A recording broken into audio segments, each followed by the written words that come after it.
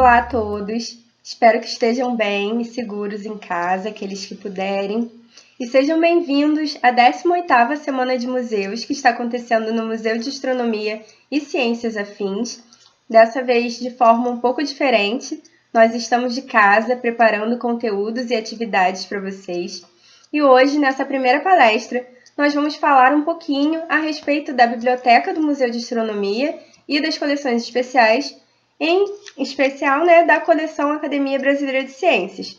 E a nossa temática são as marcas que contam histórias, a reconstrução da biblioteca da Academia Brasileira de Ciências por meio dos seus exemplares. Mas bem, deixa eu me apresentar antes da gente começar.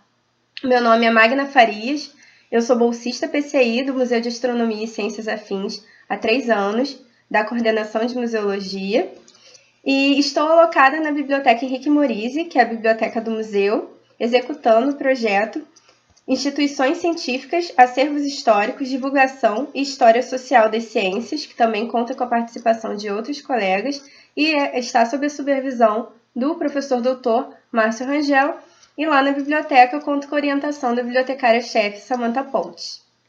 Então, vamos começar. Vou contar algo curioso para vocês, que talvez vocês ainda não saibam, que é que os livros falam. E isso é o que nos dizem Fabiano Cataldo e a Maria Lúcia Loureiro, quando afirmam que é possível analisar os livros como suportes de memórias que guardam em si falas e trajetórias que vão além do seu conteúdo impresso. E é nesse sentido que hoje nós vamos estudar alguns exemplares da coleção ABC e demonstrar como, por meio da análise de umas marcas que nós vamos ver mais para frente, que são as marcas de proveniência, como que elas podem contar a história da própria coleção, ou ao menos trazer indícios para que nós possamos delimitar essa história, desenhar e conhecer como que essa coleção foi formada. Bem, antes de darmos continuidade, é preciso entender alguns termos, como a coleção especial e o que é a coleção ABC. As coleções bibliográficas especiais, lá no MAST, são uma parte de seu acervo que são diferentes do acervo geral e seguem alguns critérios muito específicos, alguns indicados por Solange Zúñiga, que são o valor institucional, a sua relação com a missão institucional do MAST, o valor histórico, que está relacionado ao valor de pesquisa e o contexto de criação daquela coleção, o valor intrínseco, que é o seu valor monetário ou simbólico, a sua importância, e o valor associativo, que tem a ver com a complementaridade de temas em relação à coleção geral do MAST e ao que pretende atender a biblioteca, ao museu e aos pesquisadores da casa. Entendido isso, nós temos uma das coleções especiais lá, que é a coleção Academia Brasileira de Ciências. A Academia Brasileira de Ciências é uma renomada instituição científica brasileira que é muito relevante no cenário nacional, tanto pela sua produção científica quanto pela divulgação em ciência. E essa instituição, criada em 1916, possui uma biblioteca, que foi criada junto com a academia e ficou lá em sua sede até 2005, quando, por inúmeros fatores, ela foi destinada ao MAST para preservação e guarda e também para que pudesse ser novamente disponibilizada ao público. Quando a biblioteca da ABC foi transferida para o MAST, houve um processo chamado de cristalização da coleção. Ou seja, a biblioteca encerrou as suas atividades enquanto biblioteca, o seu atendimento, consultas, empréstimos, e se tornou uma coleção especial. E como nós falamos, essa é uma biblioteca centenária, anterior até mesmo às bibliotecas universitárias, e no MAST é uma coleção especial de aproximadamente 14 mil itens.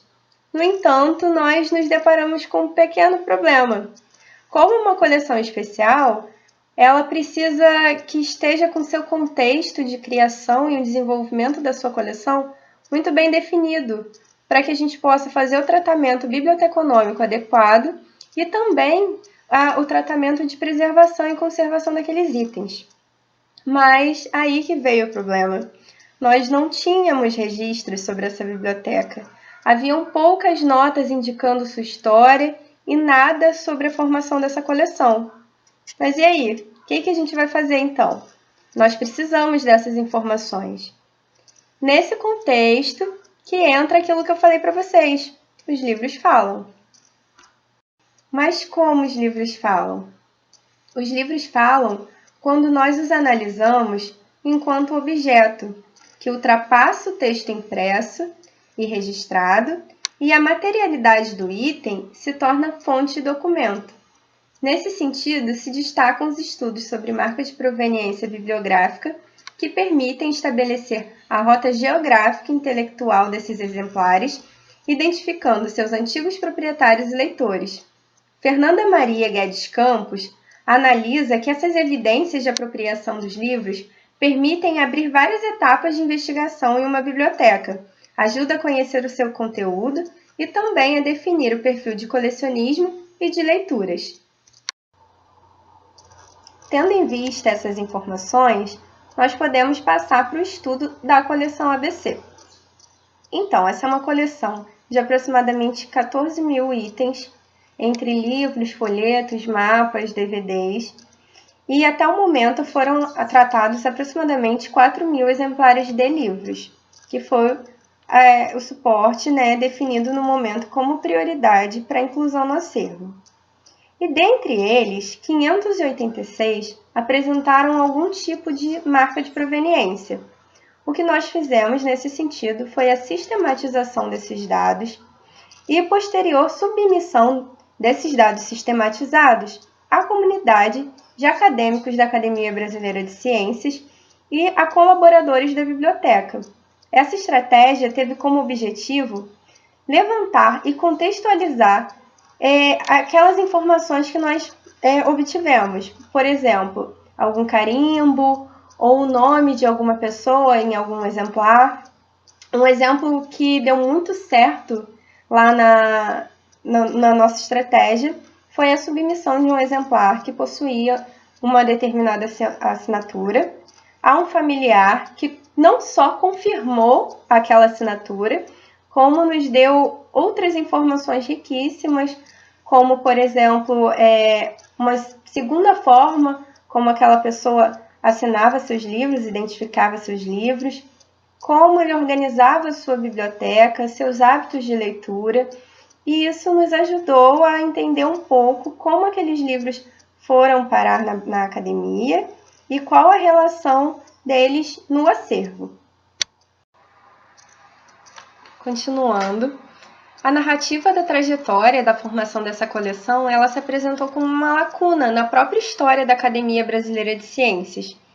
E quando adquiriu o caráter de coleção especial no MAST, nós tivemos a necessidade de reconstruir essa história.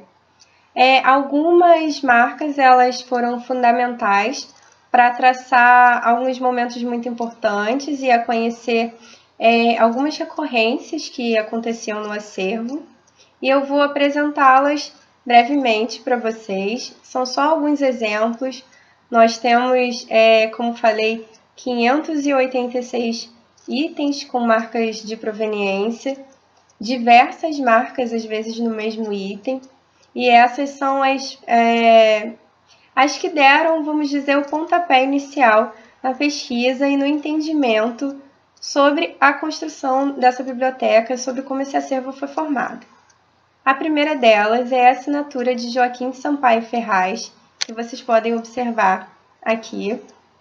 E o Joaquim Sampaio Ferraz é uma das marcas de proveniência de maior incidência na coleção ABC.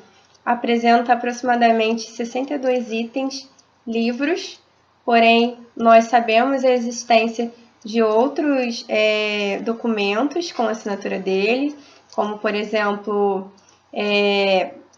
DVDs, as caixas estão assinadas, teses, mapas, folhetos. E essa foi a primeira marca identificada durante o tratamento técnico da coleção.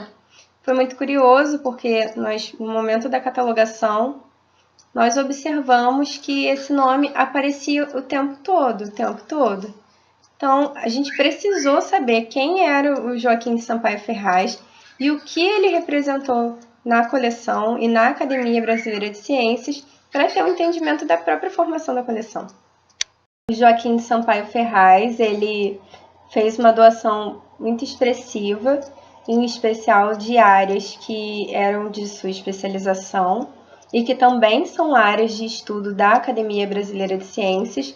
São elas meteorologia, astronomia, química, física, geografia, engenharia e matemática.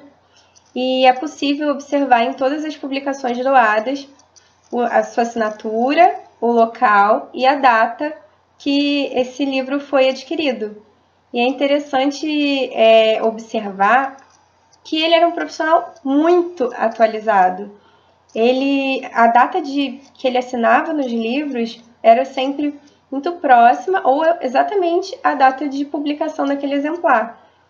E, além disso, embora ele seja um dos maiores doadores da coleção, nós não encontramos registros de que ele fosse um acadêmico, mas encontramos diversos registros de relações próximas com a academia e muito representativas, em especial na área de meteorologia, e consta outros vínculos institucionais, mas não com a Academia Brasileira de Ciências, o que foi bastante curioso, né? Pois o acervo dele está em grande peso, em grande parte, nessa coleção.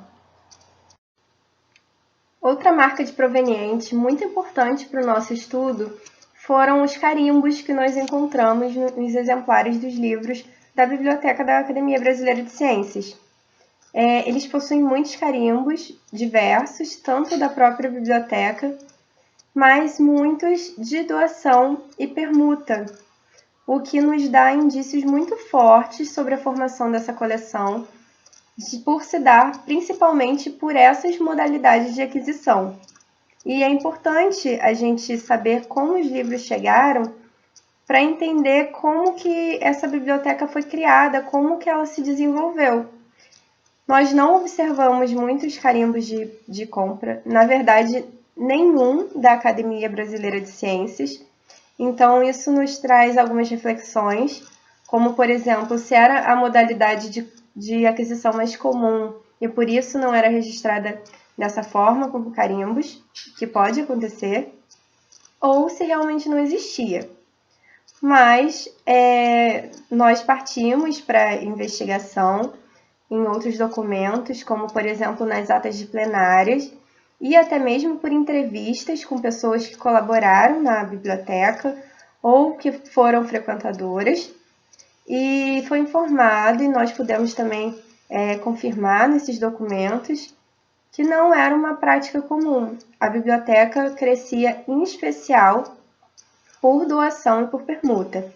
Em relação à permuta, a moeda de troca, vamos dizer assim, mais utilizada pela Academia Brasileira de Ciências eram os Anais da Academia Brasileira de Ciências, uma publicação, um periódico, né, muito relevante para a ciência brasileira.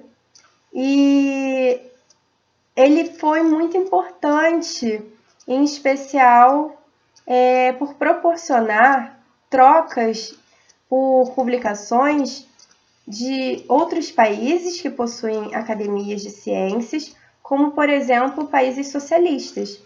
E tais publicações só existem hoje no Brasil, na Academia Brasileira de Ciências, por causa dessa troca com os anais da academia. Também precisamos destacar outra marca de proveniência bastante recorrente e importante, que são as dedicatórias. As dedicatórias, elas contam muitas histórias também. Nós temos muitas dedicatórias à academia, à biblioteca, o que demonstra o uso e a importância dela, né, durante seu funcionamento na instituição. E também, por meio das dedicatórias, nós conhecemos personagens que participaram do desenvolvimento dessa biblioteca. como, por exemplo, a Dona Olga, que nós descobrimos posteriormente que era bibliotecária da instituição. A Academia Brasileira de Ciências, ela foi por muito tempo uma instituição muito masculina, e a maioria das dedicatórias que nós encontramos nos itens da coleção são para homens, para autores homens, para cientistas. E quando encontramos a menção de uma dedicatória a uma mulher, logo nos chamou a atenção. E investigando mais profundamente, nos deparamos com a Dona Olga, que fez um trabalho de relevância gigantesca nessa biblioteca, além dos cuidados enquanto bibliotecária e os procedimentos que ela deveria adotar de forma técnica. Ela foi a responsável por unir publicações de acadêmicos, ela fez encadernações, quase como um clipping, tanto por assunto e como por acadêmico, reunindo o material dessas pessoas, desses cientistas, que são uma fonte de referência muito importante e são bastante usadas na biblioteca hoje em dia, inclusive, porque reúnem algumas publicações que não são de fácil acesso em outros lugares, porque não só reúne textos como livros publicados, folhetos, como também capítulos, alguns recortes, formando um material de referência bastante relevante, tanto sobre uma temática quanto por um autor, um acadêmico. Essas são apenas algumas das marcas que estão contando um pouquinho da história dessa biblioteca, que estão trazendo indícios de como essa biblioteca foi formada, e além delas, nós temos algumas curiosidades do acervo. Por exemplo, alguns itens que nós encontramos, como um lápis da Faber-Castell, super pequenininho, de uma fabricação muito específica, de um período muito específico, que foi escondido dentro de um livro. Ele foi literalmente escondido porque o livro fechado não é possível notar a existência desse lápis. Além disso, nós encontramos muitas cartas, fotografias, convites, até um cartão de dentadura, o que foi muito curioso. E sobre as cartas, assim, elas contam uma história à parte, elas dão uma palestra à parte, porque elas são muito significativas para a compreensão dos círculos de trocas entre cientistas, quem participava de determinado círculo, quem contribuía com quem. Isso fica muito presente nessas cartas, nesse tipo de comunicação científica. E tem algumas muito curiosas, tem umas assim muito sérias, contribuindo, refutando hipóteses, trazendo novas, mas tem algumas muito curiosas, assim, que parecia que o cientista escreveu com certa raiva, dizendo que não é possível que fulano tenha escrito algo assim, porque não condiz com fulano e o que ele pensa. E isso já sobre livros publicados. Então, assim, são só uns exemplos da riqueza dessa coleção, do que ela nos traz e o que nós podemos descobrir com ela, tanto sobre a sua formação, como sobre a ciência brasileira, sobre os círculos formados entre os cientistas brasileiros, pela gestualidade da leitura e sobre os próprios leitores. E agora, para encerrar, nós destacamos que essa coleção ela possui características de recebimento muito particulares. Ela é uma coleção que está em comodato, ou seja, ela não nos pertence, nós temos os direitos de cessão e uso. E por conta dessas características, redobram a necessidade de relatar e de publicizar o tratamento especial que vem sendo feito, ilustrando para a sociedade em geral a importância dessa biblioteca institucional privada que foi absorvida por uma instituição pública e por representar uma significativa parte da história da ciência do Brasil, temática tão cara e tão relevante para o MAST. Nós encerramos, eu agradeço a todos por terem participado dessa palestra, estou à disposição para esclarecer quaisquer dúvidas e reforço o pedido àqueles que puderem, Fiquem em casa, se cuidem e fiquem bem.